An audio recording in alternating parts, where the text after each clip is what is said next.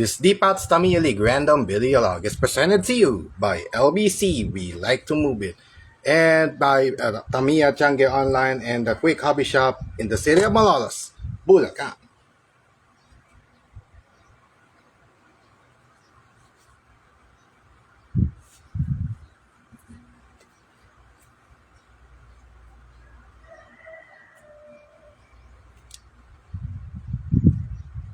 Yes.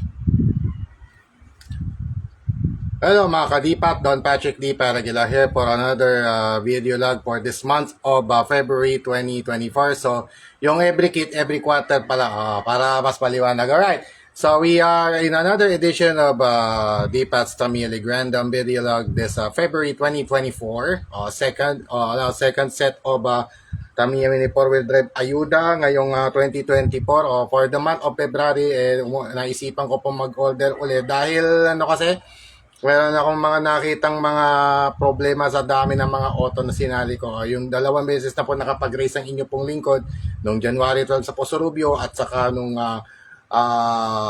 February 11 doon sa sa Paniki, Tarlac. Shout out to Azrael Racing Center, also to Tamiya Changi Online, the Quick Hobby Shop, at sa sa lahat ng mga authorized sa Tamiya Hobby Shop sa buong at least sa buong Luzon, kahit sa Visayas at Mindanao din.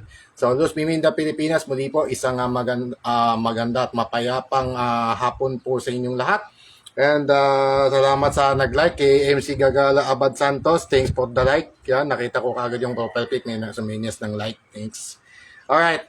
So, pag-usapan na natin kung ano yung nandun sa pag-usapan na natin kung ano yung inside this Tamiya Ayuda that we are about to reveal for this month. This month po. So, yung every quarter na sinabi ko po mga kadipat for the year, kits yun, may kasamang kit yun. Pero this time, array of Tamiya Mini 4-wheel drive tune-up parts and emergency parts as well.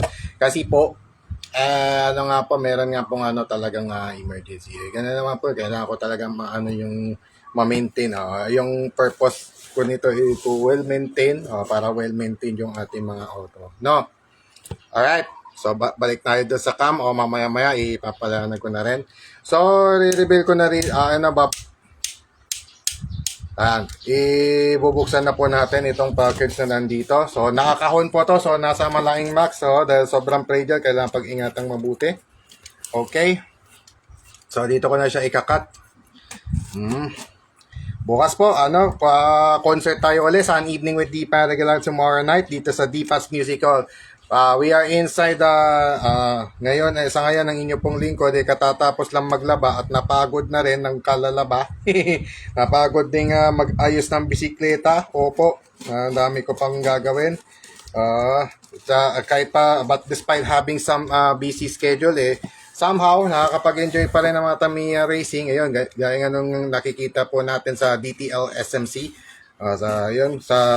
Katatapos lang na DTL SMC after 6 race days, down to 2 na lang po tayo this month. Tapos, last 8 uli. Last 8 editions tayo sa DTL SMC. This first season. Actually, inaugural season pa lang yan ng yung Stock Motor Conference. So, na to, yung mga nakapag-champion of the month sa mga auto ko na sa Stock Motor Conference, kasali yan sa Grand Prix, pwede silang mag-tune or anything goes na. Anything goes na yan para sa mga natin. Alright. So, as usual, COD po yung ating So, might as well. Ang hirap buksan pala nito. Durug. Ang hirap palang buksan nito. Pero sige. We'll just yan na lang natin dito. Yan. Buti na lang, matalas yung cutter na nandito. May nakapag-like kagad ng video, simula pa lang. Opo. Kita ko nga yung profile pic ni MC Bad Santos na parang Muslim itsura. Alright. So, ayan, simple lang ng pagkabukas natin ng ating nung package na nandito. So, without further ado, it's now time to open this up in 5, parang NPBL, in 5, 4, 3, 2, MPBL na. Sabay ka na. Eric. Alright. So, dito na natin ilalagay din sa pader na to. Oh, dito ko na lang po i-display kung ano po yung mga, ano, yung ating mga naipon nating mga item. Oo, mga naipon nating mga car item na i-reveal natin dito for this February 2024. May kinalaman po ito sa ating mga, ano, may kinalaman to sa ating mga Speedtech, BMAX pala. May kinalaman to sa Prostock non-FM at BMAX. So, yung mga dala kong mga beneficiary ngayon ay itong si Neon Sara. So, si Neon Sara yung ating yung beneficiary for this month of February 2024 dahil nagkataon po na nagkaroon na ng lamat yung kanyang original chassis, yung nanggaling sa Dynastorm last year. Rumupok po mga kadipat. So, kailangan ko mag-isip ng iba pang alternatibo para para mapalitan yung kanyang mainframe while maintaining yung yung mga green A part at saka yung green A part Kaya meron po kung yung mga array of the items na pinamili for the purpose of maintaining one of my Prostock non-FM cars na si Neon Sara. Nung last time sa Panikin, nakipagsabayan sa mga dash, kahit Atomic 2 ang gamit, sinabayan pa rin yung mga dash, ibang klase. Ibang klase yung pinakita niya si Neon Sara. At isa pang beneficiary dito ay ang aking prototype na BMAX. Itong prototype na BMAX na ginagawa ko ngayon, papalit ni Korag, ay itong si Scarlett. Dati Prostock FM ito, nadala ko ng 2 beses sa sa fourth heat. Hindi, nadala ko na semi-final pala yung Scarlett noon. Nung doon sa Asingan, nadala ko ng top 9 itong si Scarlett nung Prostock FM pa siya. Tapos nadala ko rin sa quarters 2 beses, ilang third heat na din ang pinasok. Semis nga, naabot nga niya. Third heat ko doon, semis na. Going semis. So, yan. Sa semis na nga, nakapasok. So, ayan. So, ngayon, itong si Scarlett na nakita nyo kanina ay isa ng Basic Max Protege.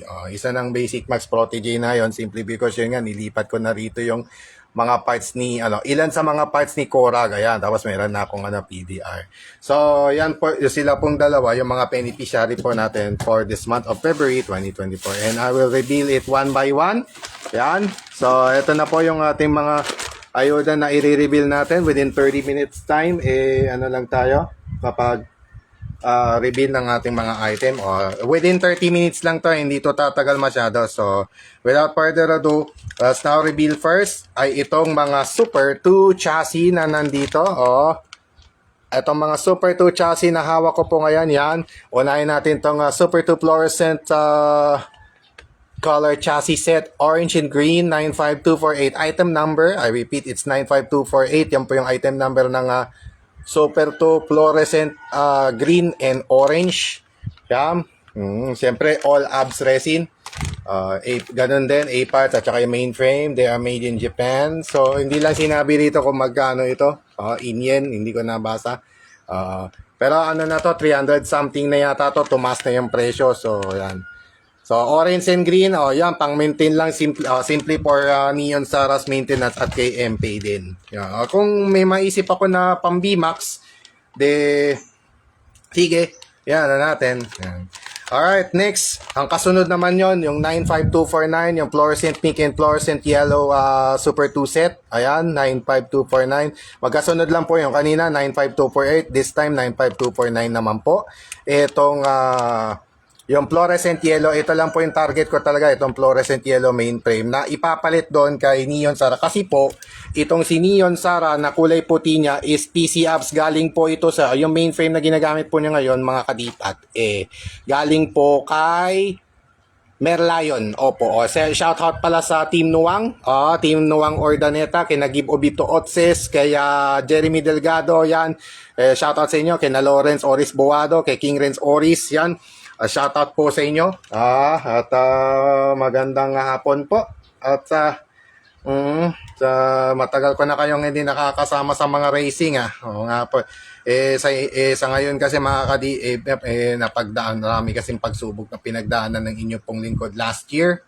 So, na ano na rin, mula noon talagang ano na, puro mabigat na responsibilities na po yung ano, ano po ang inyo pong lingkod. So, ano na, ulirang bunso na po ang inyo pong lingkod. Simply because ako na lang po yung ang pwedeng maasahan talagang magbantay at mag-alaga sa aking ailing father. Oo, sa ano nga po, sa sobrang katandaan, ailing na nga po. So, kailangan ko pong komisyon alaga habang nabubuhay pa.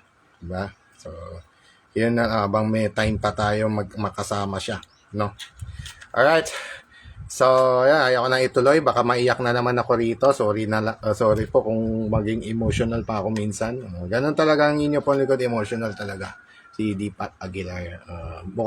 Pinipilit lang niyang kim-kimin pero ang totoo, emotional po siya talaga. Alright. I'm simply an emotional person as well. Okay, so kaya itong si Neon Sara ang beneficiary. Naisip kong bumili ng Super 2 sets dahil gusto kong palitan yung mainframe ni Neon Sara. Pero yung mga ibang mga condiments nito, ililipat ko lang dito sa fluorescent yellow na to. So para magka-partner sila, partner, para mag-partner yung fluorescent yellow, tapos may green internal siya at the same time yung pa rin. Yung mga roller combination, yung pa rin. Kumbaga, ililiquidate ko lang. Ngayon, yung maiiwang main frame, iwan ko muna. Ibig sabihin, iiwan ko muna. So, or itatago ko na lang muna. O kaya naman, mag-set na lang ulit ng BMAX para naman kay Merlion. Or, I don't know. Hindi ko lang alam kung anong gagawin ko pa rito sa bahala na ako. No. For the meantime, itong target na to ang ilalagay ko kay Neon Sara. So yung iba, just in case masiraan ako ulit ng car, at least meron pa ako may lalagay na reserve parts. Alright. Other parts that I have purchased for this month of February 2024 are as follows right here. Okay, so ano lang yun, pansamantala nilagyan ko lang ng tabing para mabawasan po yung yung sinag nung araw. Masyado kasing mapusyaw. So masyado siyang maliwanag para sa camera natin sa cellphone. Using Vivo Y17s. Vivo Y17s na po yung ginagamit kong phone for now. Yun nga lang, ayaw niya mag-landscape. Inaayaw na ni Facebook na mag-landscape po tayo, kaya gusto na lang niya puro portrait. Okay.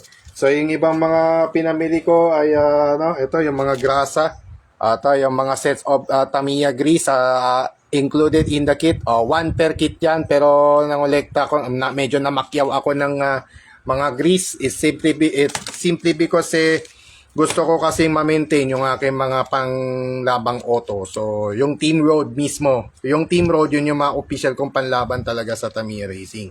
Sa outside the league. Kaya nga tawag ko doon Team Labas. Yung Team Road, Team Labas. Labas meaning outside DTL. Outside Dipat Tamiya League. Parang siya. Parang pasarel. Para sa basketball, para mga pasarel sila. Kung saan lugar maglalaro. No? So yung mga grease na to, ayan, pang ko lang to, pang maintain sa aking mga Tamiya cars. Next to reveal are as follows. Ito po. Ang stainless steel screw set 15508 item number. I repeat, it's 15508. The stainless steel screw set 15, 20, 25, and 30 mm in length. Yan nga po dagdag na tornilyo para do sa mga BMAX at sa mga future BMAX creations o setup na gagawin po ng inyong lingkod. Kaya bumili po ko niyan para madagdagan po yung mga stainless steel screws nitong si Scarlett. So itong prototype na si Scarlett ngayon as basic max, yan na po yung bala ko pong gawin na ilaban sa mga BMAX kung sakaling may chance na makasali. Yan. Again, shout out sa Aziel Racing Center sa Paniki, Tarlac. Yan. Hopefully makabisita ko diyan sa shop.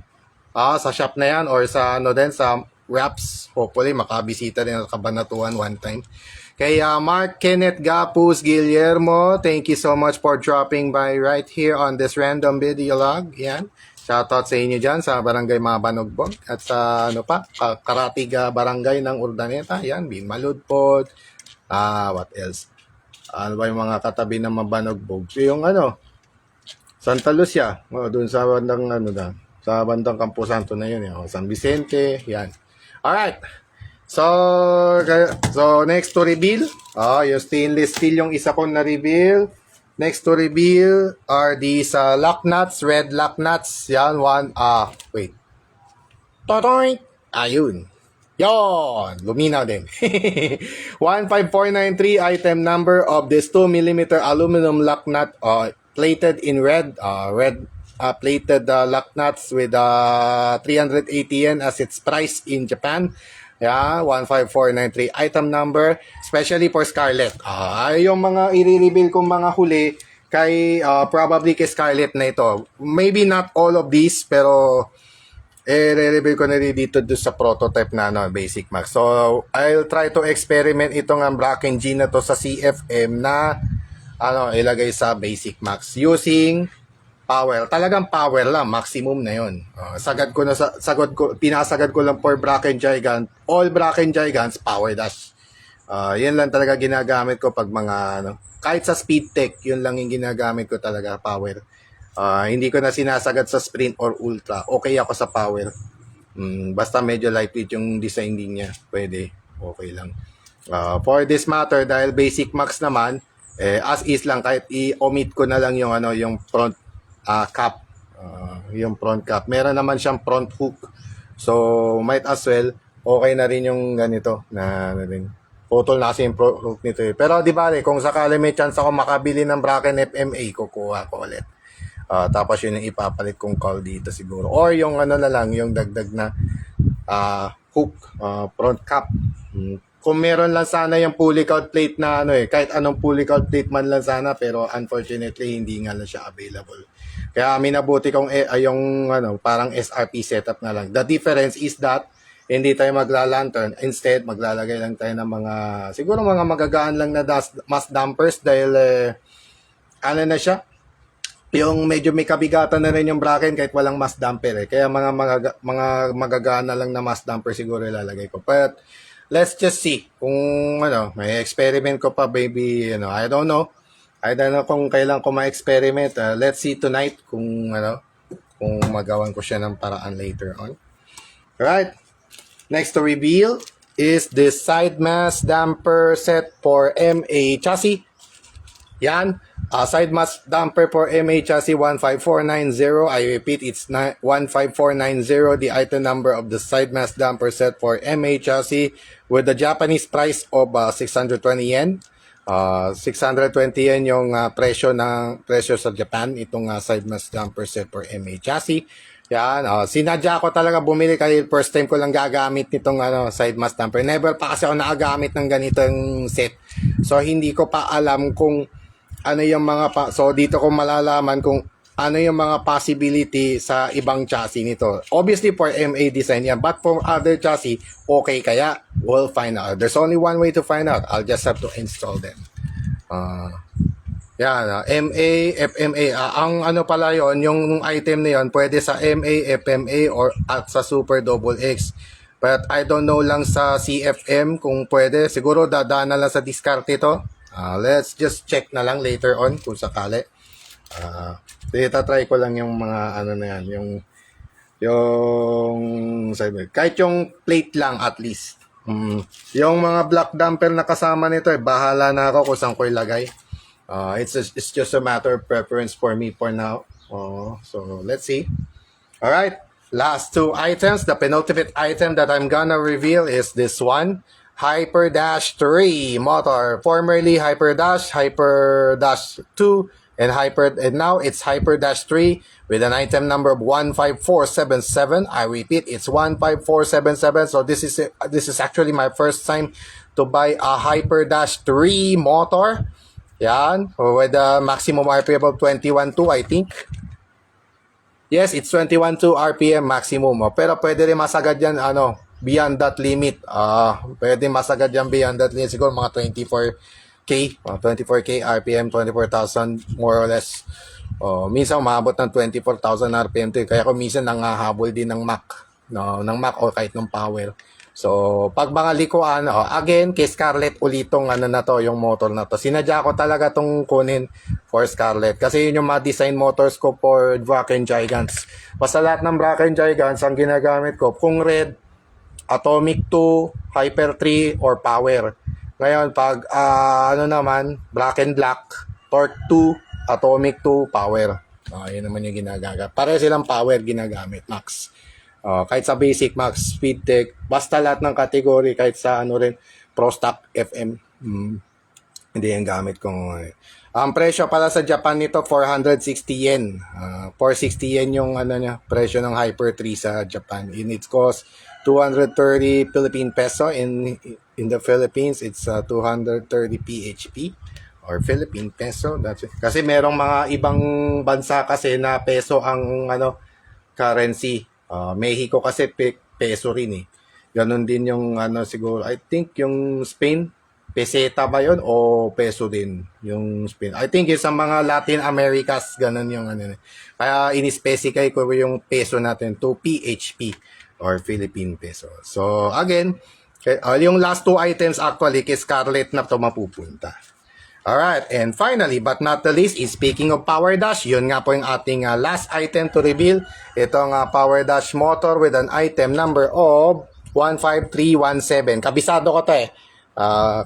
Sinabi ko na yung item number kahit hindi ko mapakita. Yan, it's 15317. Magkasunod lang sila na Sprint Dash motor. Actually, nauna lang yung Power. Then, yung sumunod dyan, Sprint 15318. 15317 and 15318 respectively. Power Dash at Sprint Dash single shock. Sa ngayon, yung pala nga meron. Ang pinakamabilis ngayon sa Pro is Mac Dash only. Right? MDP. The Devil's Motor kung tawagin, lalo na pag maganda yung pagka-break-in. Sinasabing Devil's Motor yon yung MDP. Mac Dash Pro. Especially pag maganda yung pagka-break-in. No? Ang cost nito, 400 yen. Mas mura lang ng konti sa Japan itong Power Dash with the Japanese yen of 400. 400 Japanese yen ang presyo niya. Again, ito yung maximum ko for many cars. Yan, maximum ko sa Bracken, sa Strato, yun yung mga pinagagamitan ko nitong Power, mga Bracken G, Strato, Sonic actually, Buster Sonic yan, doon ko ginagamit yung Power Dash. At saka kung nung nagkataon meron akong Buster Sonic, yun yung gagamitin ko talaga, Power. Maximum na yun. Hindi ko na isasagat sa Sprint or sa Ultra.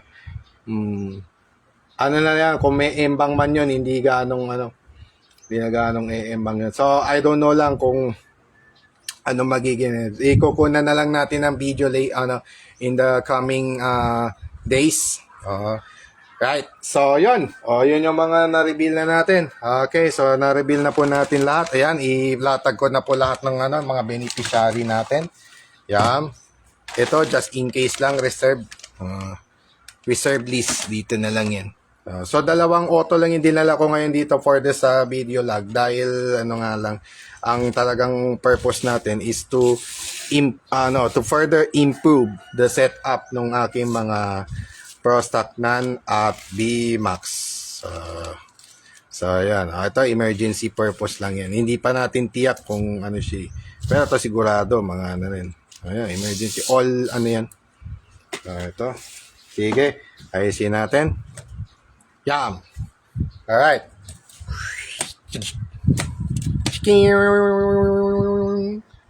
There you go. Ayan, Naka-video, tayo ngayon, tawag dito mga kadipat, naka-stand lang kasi. So, yan. Okay. Yan. So, there you have it. Yan nga po yung mga items na na-reveal po natin. Once again, special thanks to Tamiya Changi Online and the Quick Hobby Shop in Malolos, Bulacan. Yan, dahil sa mga purchase na to. Next month uli. Or maybe, I don't know kung next month baka bili ako ulit. Pero baka siguro, I don't know. Basta kung sakaling makabakante uli, bibili ako ulit. In the next month. So, ganyan. See you na lang kung ganon, no?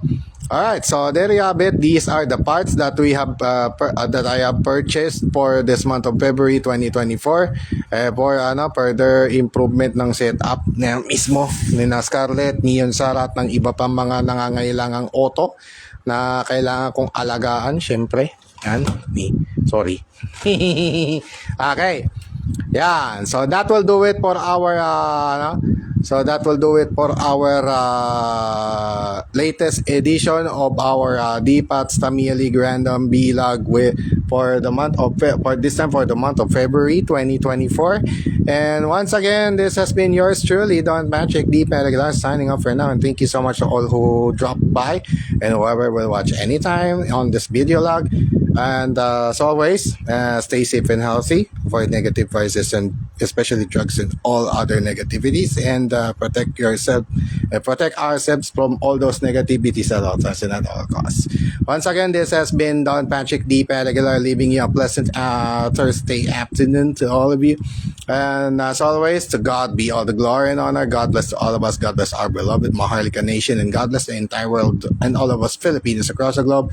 Once again, gaya ng lagi ko po sinasabi, mahalin po natin ang Pilipinas at sama-sama tayong bumangon muli at ipakita at ipagmalaki sa buong mundong tayo ay Pilipino. Isigaw na malakas ang ating panalo, taos puso, taas noo, kahit kanino. And once again, this has been our February 2024 edition of DTL Random Vlogs. And for now, this has been yours truly, Don Patrick D. Petaguilar, saying shukran and tusentak for watching. God bless.